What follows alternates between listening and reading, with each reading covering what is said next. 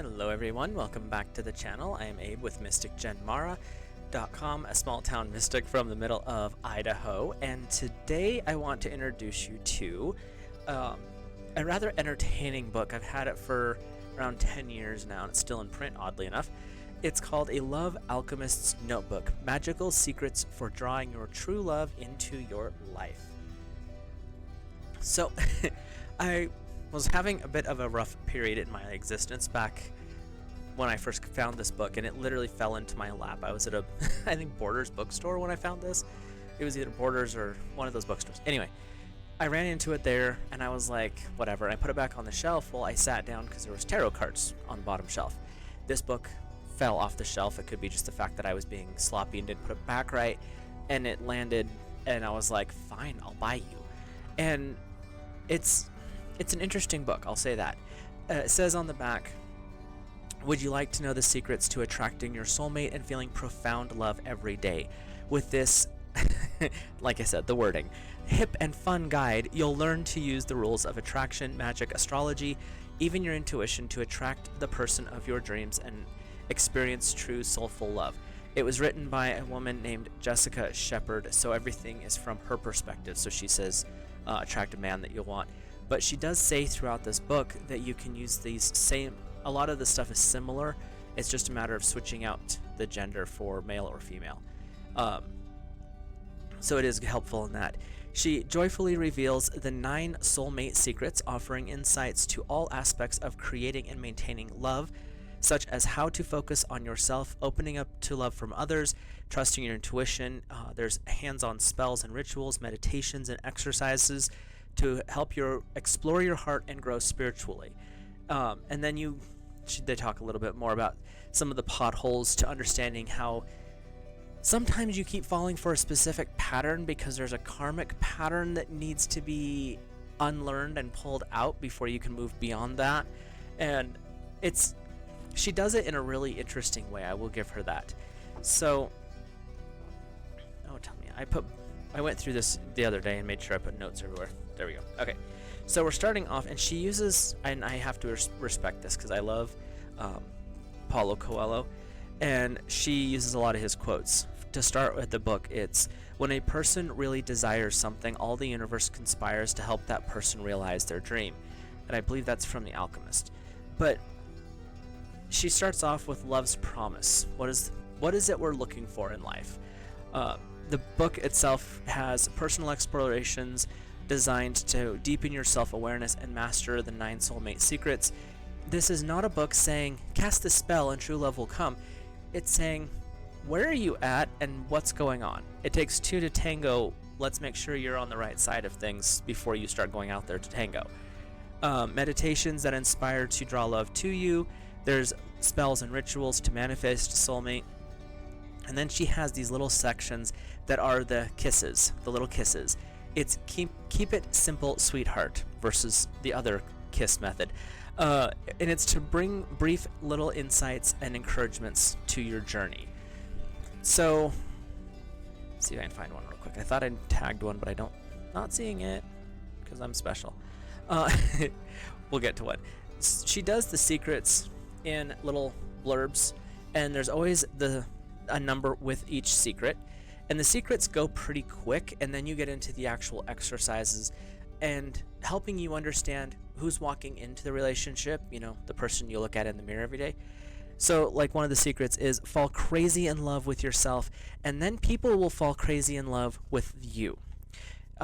So this is the little kisses along the way, is these guys. They're just little blurbs off to the side, and it's talking about coming a long way, and she does some life coaching, counseling as well, and so she gives this one in particular, You Come a Long Way, Baby, is when she was working with a client of hers, and then it works into that aspect of things. But then she has, this is the part that I wanted to skip, but parts of my consciousness were like, no, you're not, because it talks about astrology. The heading for this one is, what's your sign, baby?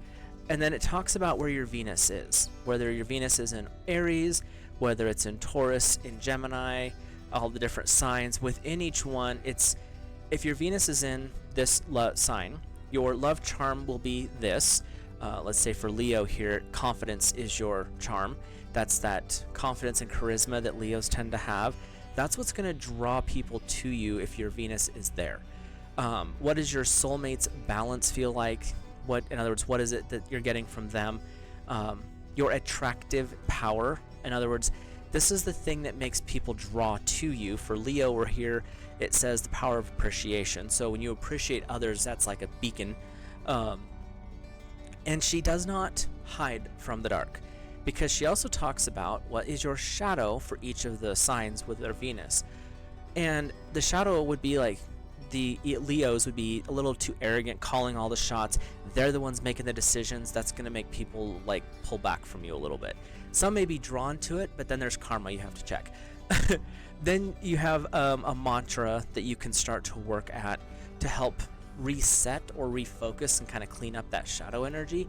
You're never going to, and I don't care what anyone says, you're never going to conquer the ego or the shadow. Those two things are part of who you are. You can't cut off your arm and say, look, I've cured my ego. Doesn't work that way. You learn to control them and use them as the tools they're meant to be. That's where your shadow comes in. If your shadow, which is where you put all your like hidden things, the things you repress, the stuff you don't want other ones finding out about, they will rebel against you if you don't sort it. So you have to go through those dark night of the souls. You have to sort through the shadows. And she is not opposed to this, and she calls it out. Like each sign, all of the zodiac signs, when they're wherever that is in your chart in Venus, that has a shadow, and that's going to flare its ugly head in your relationships. She talks about how to kind of neutralize that and make it a little less destructive for you. She has a section here in the back, so when you get into a lot more of your exercises and focuses. It's breaking the karmic chain. This one is on 137 in my edition, and you're asking yourself some questions, and then you ask the big ones. Is the choices that I'm making moving me closer to the reality of my dream or farther from it?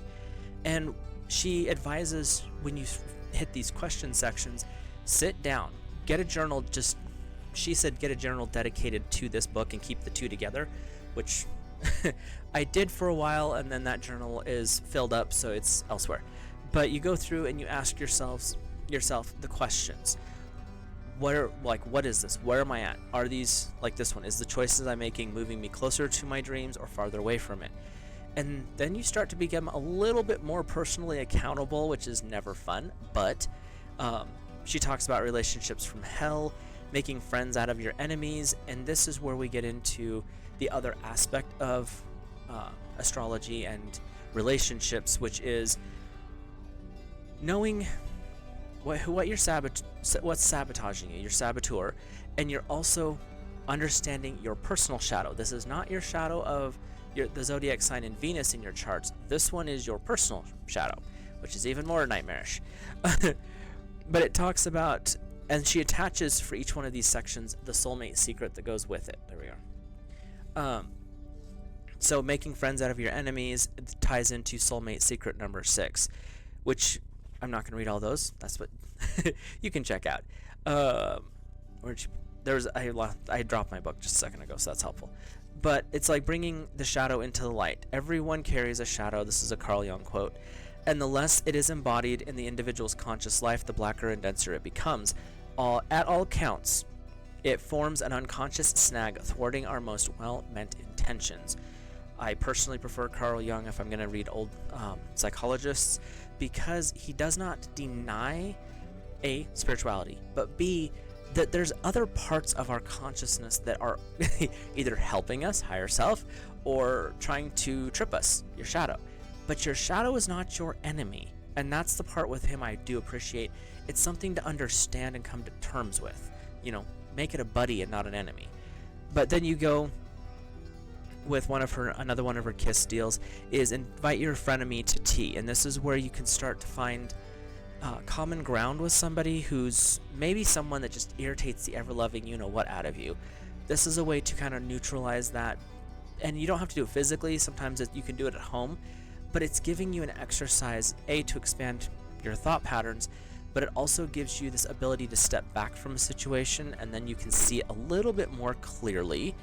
And then there's like these little exercises pop up all through the book. And I personally will say, from going through this book, there was like 3 of them that just did not resonate whatsoever. So I even put a word next to them that I skipped them. But if they had a check mark next to them in this book, that means those are ones I did. And it's receiving divine insight. So this is working with a meditation exercise to get yourself ready and tuned into this energy, and that's on 168 in this version. Then there's one of her kiss ones. A heaven is a place called the 7th chakra. And that's another part. A lot of people, when they think love, they think heart only. Well, the heart's the balance, and it is where our emotions are stored. But when we want to bring in a soulmate, when we want to bring in this life connection, someone who's a lot more broader than just the karmic cycle that we keep falling into, we have to get into that crown chakra to wake things up and then allow that divine light to radiate through. That's where you start tapping into, like, love is abundance. She even kind of not makes fun of, but takes little jabs at, like this one, this kiss section says, get a life. Pick up a Cosmo, you'll see that most men consistently say they like women who have interests, dreams, desires, and friends. It's cliche, and maybe you've thought this equated to another man looking for the perfect woman, but as cliche as this one reveals a universal truth. Men like women who are strong and have opinions and that are in control of their lives, have realistic grips on what their talents are, which is not a bad thing. And they're attracted to women who have a life, not just turn into like the subservient yes person. They want to have a discussion, like, and that's what she goes into with that one, is like, you don't have to be a yes person. Talk about the things you enjoy as well. Like, find common ground. If you both like hiking, go with that. If he likes to hike and you don't, what do you like? And so it's not just a matter of understanding the other person. Well, this is what I want. I wrote up my list and I've done all the things. Okay. How many of those things on that list are matches to you?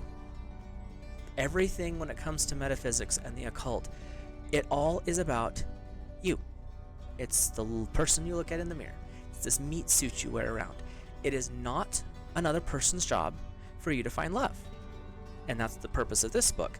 It is your responsibility. What do you bring to the table? Who is the person going on this date? And there's even a section here where you take yourself out on a date. And you want to talk about a challenge? You don't have to like go out on a date. You can also set up a date night at home. But you have to be okay with yourself.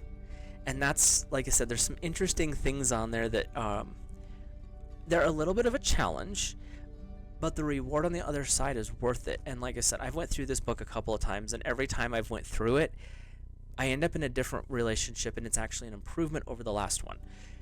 Does it mean that I've found the perfect person yet? No, not yet. But I also understand that I have some karmic things that I'm sorting, and so there could be some balances there that need to be worked out. And she even has a section on that. Breaking karma, moving forward. And it talks about little sections: acceptance, forgiveness, how to negate or neutralize your current reality, allowing you to step back and see what's really going on in the bigger picture here. This isn't me. Now I'm looking at it from my higher perspective. What's going on? What are the cords? Where's the karma? What's tripping me continuously? And then you get into affirming the positives within your life. They go through a section. She has a section here on mantras, how to build your own, and how to make them more functional. And then here towards the end of it, in around 213 pages or so, it's a section on spell casting, how to get creative, how to release things. Payback's a witch. I love this one. And it says, are you a good witch or a bad witch? Which is going back to Wizard of Oz. And she wants, if you do any of the rituals here, she says, do them with flair, do them with pizzazz. Bring your interests into it, but make it yours. Like, she gives you outlines. You fill in the blanks. And that's where you tap into, like, an altar, a love altar, and how to build one of those and what kind of stuff to put on it. Creating sacred space. So your relationship can be very neutral in spirituality, but that's going to stay neutral in a lot of ways. Find ways to incorporate your spiritual practices into your relationships. Even in the traditional Bible, it says, be, I've learned it in the old English like word. Basically, it's don't be tied to someone who's not your equal, and that means either politically, whether it's spiritually, whether it's financially. Financial is a little bit more touchy with that one, but a lot of them, find someone who's on the same playing field as you. Like, if you are a really strong, outgoing, dominant personality and your spouse is this really quiet, stay at home, never leave and go out and do anything, you two are not going to work out very well, not in the long term. If one's really outdoorsy and the other one refuses to even have a flat plant in the house, it's not going to go so well. So what she talks about in here is finding ways to connect. Now, there are exceptions to every rule. Do not say anything that I'm saying is locked in. But it's better to find people who are on a similar playing field, because if you're unequally yoked, it's not going to work out well. One's going to be pulling, the other one's going to be pushing, and one's going to be pulling. It doesn't always work that way. She likes to tie in colors and elements, which I'm all about elements. And there are some primers that she talks about, different gemstones, and I like how she takes the normal stuff that we always talk about, like any of the pink stones are very good for love. Yes, but what about sapphire? Sapphire is a good love stone. Goldstone or copper, emeralds, white diamonds, of course white diamonds, Elizabeth Taylor. They talk about incenses and foods, ways to set up the atmosphere for such things. She even has a section here on divine timing, which is, to me, a good thing to look into, because sometimes we want something really super bad. We're not ready for it. Like, for some reason, our conscious mind is like bouncing up and down going, we need a relationship. Subconscious mind is dork stamping themselves going, you haven't cleaned up even a quarter of what we need to even make space for that person. What are you doing? And then you keep falling into the same trap of the same saboteur or the same karmic lesson, because you're not learning from them.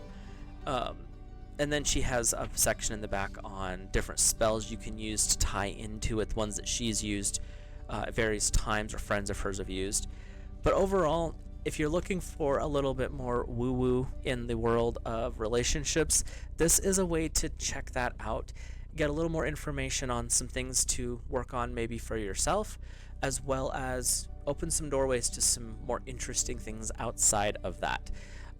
Overall, like I said, I recommend, and I really do like this book. I went through it a couple times, and it's educational because it helps you realize that maybe things are going the way they are relationship-wise because there's something that you're missing. There's a step that you're not catching, because it could be the other person, but a lot of the times it's a pattern that we, as the person reading the book, have set, and we're the ones that need to undo it so that we can move beyond that same, oh, he didn't call me last night, or whatever it is that's going on. That way you can move beyond that. There can be more openness with the other person because you're more open with yourself.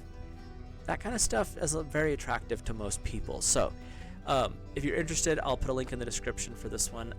Like I said, I recommend it. It's a lot of fun. And I do say, get a notebook with it. If you buy this book, if you can get it online or a digital copy, get a physical notebook. Get a special pen. Decorate that thing up with however you feel romance should be, and do the exercises. Take your notes in that specific notebook. That way you can go back and check, like, what's going on? Where am I at? Sometimes there'll be little thoughts that pop into your head, divine inspiration, and if they're written in your hand, it's a little bit more of a awareness that kicks in. So, and decorate as you go. Mine literally was just a general notebook. By the time it was done, we'll just say that thing had a lot of personality by the time it was over. But do something like that, and with this book, that way you get a little bit more of a personal connection to it. With that, I'll let you guys go. Have a great rest of your week, and I will see you in the next video.